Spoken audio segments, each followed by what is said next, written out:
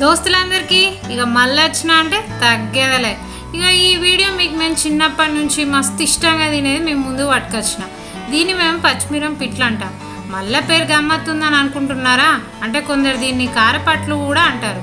ఇక చేసుడు ముచ్చటకు వస్తే ఏం లేదల్లా, ముందుగా ఒక గిన్నెలో జరంత నూనె పోసుకొని ఆవాలు, జీలకర్ర, కొత్తిమీర, కల్లెమాకు వేసి పెట్టండి. ఇక ఒక గిన్నెలో బియ్యపిండి, పెరుగు. ఇక పెరుగు అయితే పుల్లగా ఉండాలి, అది ఆదించుకోండి. ఇక పచ్చిమిరం పేస్ట్, ఉల్లిగడ్డలు వేసుకొని పొయ్యిరింపిల్లు వేసి నీళ్ళు పోసుకొని పలసా కలుపుకోండి. ఇక మా అమ్మ ఓ 20 ఏళ్ళకెళ్ళి అపురూపంగా కాపాడుకుంటున్న పెనం పెట్టి జరింత నూనె రాసి ఇక సుర్రని సౌండ్ వచ్చేటట్టు పలసా పోయాలి. మళ్ళీంత నూనె వేసుకొని 2 దిక్కులా కలుపుకుంటే అయిపోయి. దీన్ని నెయ్యి కానీ పెరుగు కానీ పెట్టుకుంటే మస్తు ఉంటుంది. ఏమంటారు? మీరు కూడా ట్రై చేసి నా కమెంట్ సెక్షన్లో కామెంట్ చేయండి.